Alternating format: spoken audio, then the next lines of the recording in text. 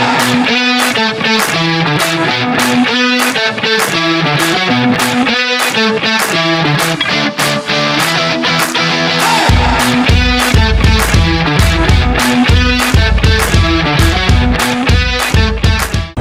guys! Welcome to our Podcast. interview podcast. Ano? Tara!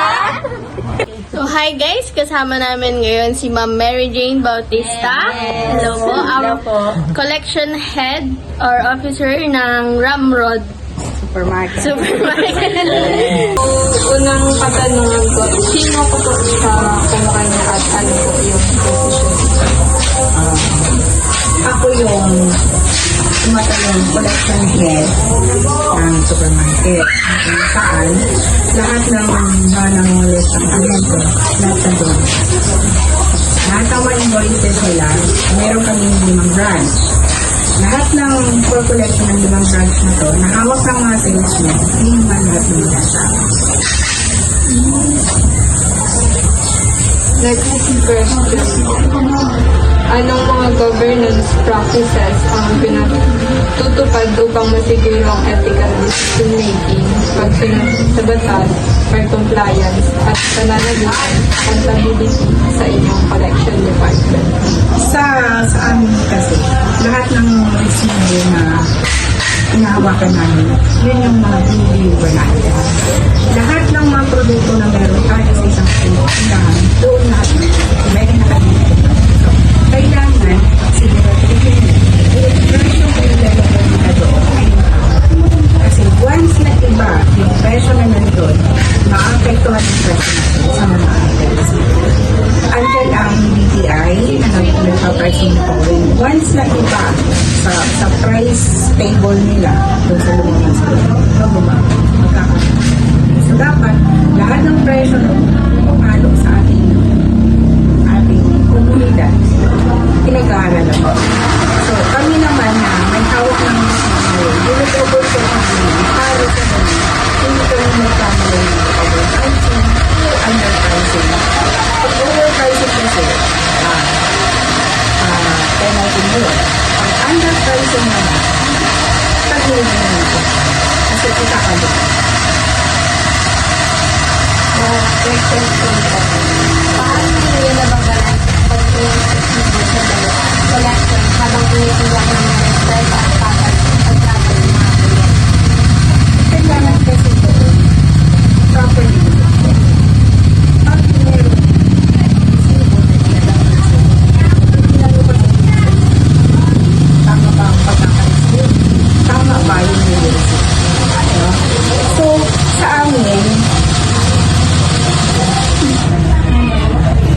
amin, nagbabayad kami ng tama ayon sa sinisingil sa amin.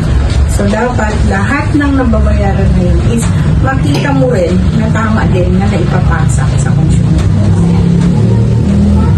Sa pang-next question po. Paano nyo hinahanap ang mga reklamo ng mga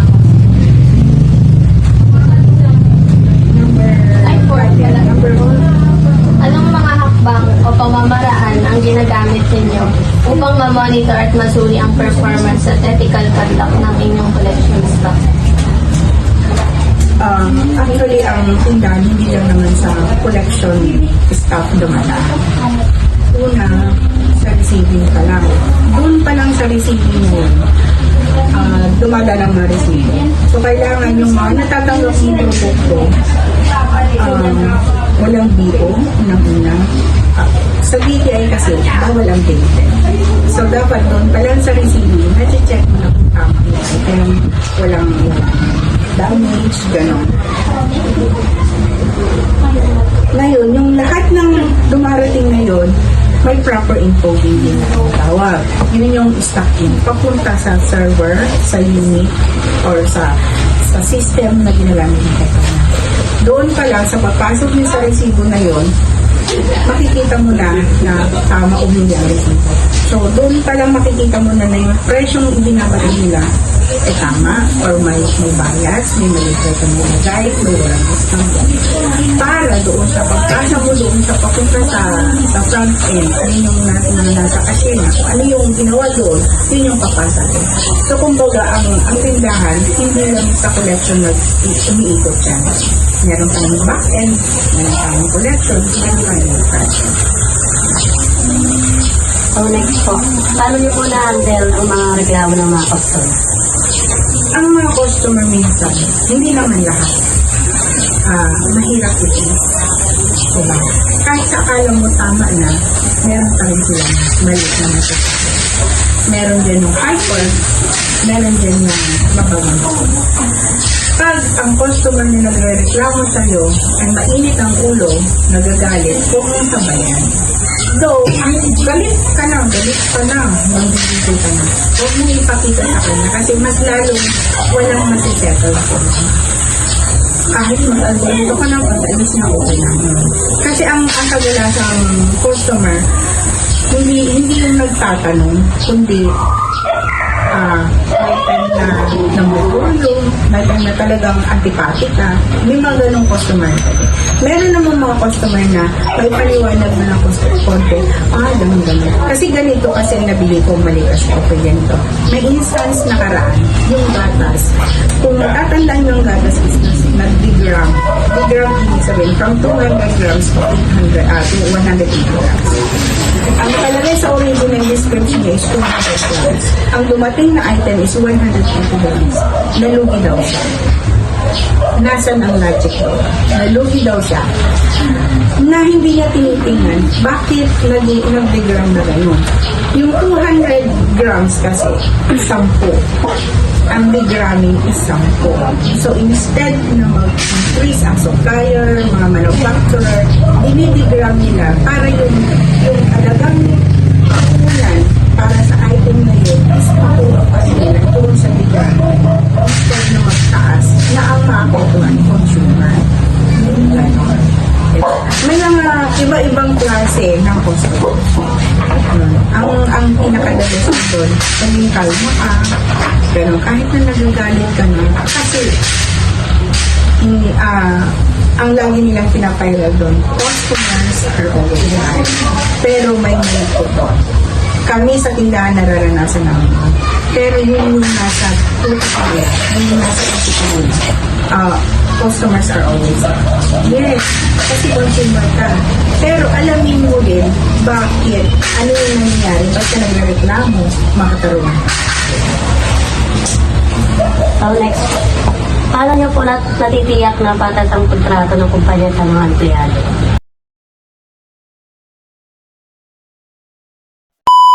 Next question po. Sa anong paraan niyo nababalanse ang pagkamit ng kita at ang social responsibility sa inyong collection practices? Actually, hindi sakop ng collection practices. Ito, gusto nyo malaman ito, no? Ang gusto kasi inyong malaman is paano ma-implementa ng collection practices ang isang paraan para maging balanse yung customer relation at kapatid. Yun kasi yung gusto nyo ipasok doon. Kung tutusin wala kaming kinalamang collection staff dito sa segmento dito. Pero doon sa tinatanong nyo,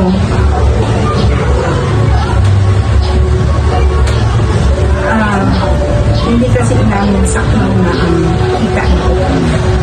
Ang sa amin lang, ibigay mo kung ano yung inventory niya, ibigay mo kung ano yung stocks on hands niya, ibigay mo yung stocks on hand. Mayroon kaming natawag na bookkeeper. Ano siyang gumagawa sa mga kita niya. So, kumbaga, hindi dapat linalabas niya. Ang importante doon is, kung may kita, may tindahan. Pag walang kita, close ang tindahan. Next question po. Paano sinusuportahan o inuubugan inyong business entity ang approach ng kumpanya sa CSR initiatives at pangmatagalan ng sustainability? Availability of stocks. Kailangan kasi kumulong na sa tao. Unang-una kasi ang ng Rodriguez is pa-serve ang tao na kaya pusa. Sa panahon kasi napakataas ang mga binigay. Pero kami sa supermarket, tinitingnan namin na pass on ang produkto na kakayanin ng Question po. Paano Next question po. Paano niyo sinasanay ang collection staff upang mapanatili ang professionalism, ethics, at maayos na pakikipag-ugnayan sa mga kliyente? Ako, personally, dito. Diba? Kasi kung lalamya-lamya ako, wala kami dito. Pero hindi naman nangangahulugan na magbunga ka, awayin mo yung ahente. Specifically kasi ahente ang tawag. So pagdating sa mga ahente, ano yung time, ano yung professionalism na sinasabi nyo, maging professional ka sa pakikipagharap sa kanila, the way na kaya kanina i-respeto. Ako kasi isang salita ko lang sa kanila, kailangan nilang sumunod. Kasi ito, pag sinabi mo mag-deliver ka ng ganito, mag-deliver ka ng yan.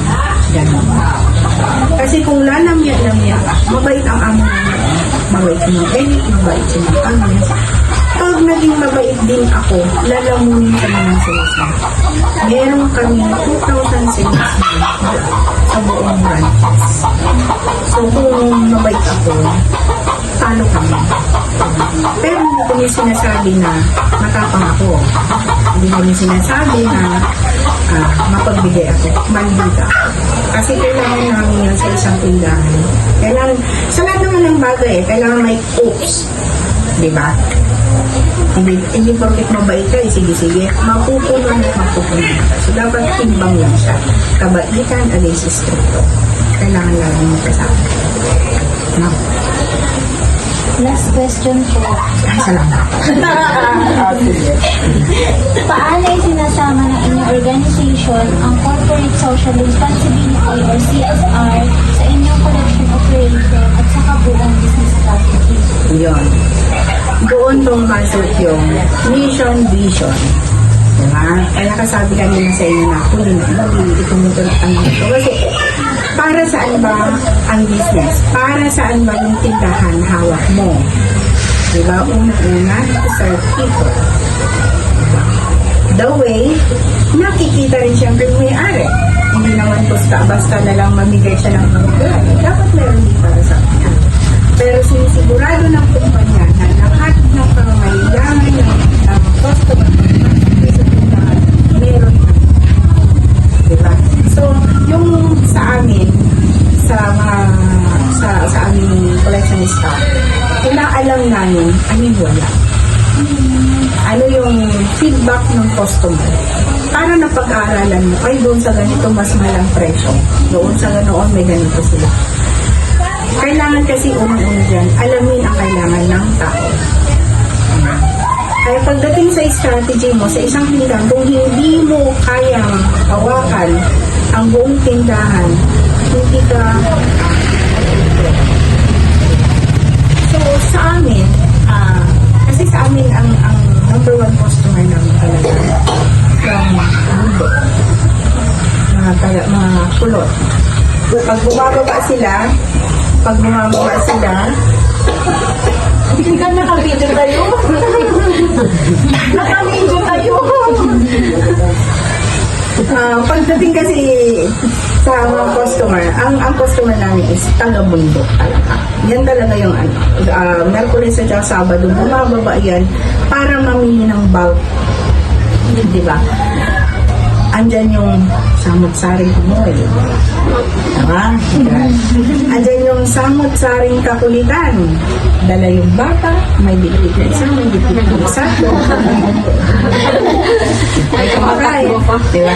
So lahat ng yun, in general, kailangan mo maging pasensyosa. Kasi kahit na maliit na tao yan, kahit na gano'ng kapulog yan, customer pa rin siya.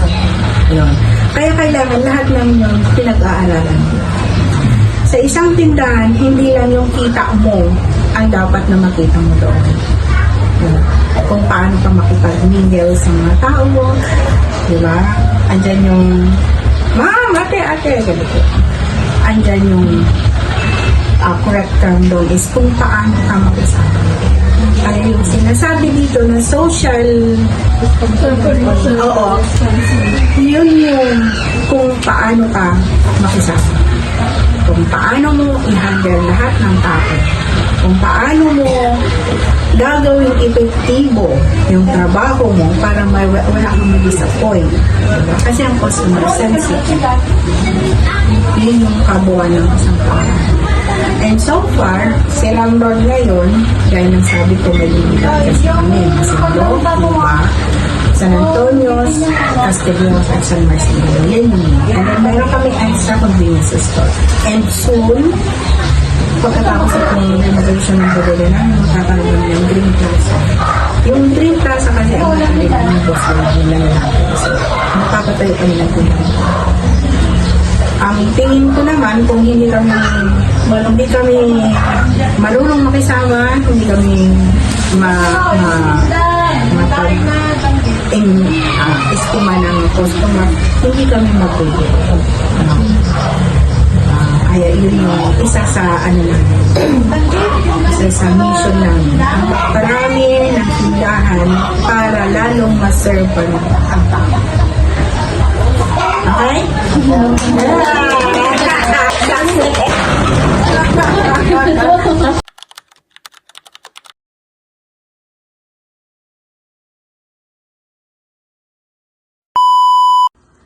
At doon na natapos ang aming podcast interview. Bye! Thank you for watching. Oh, love.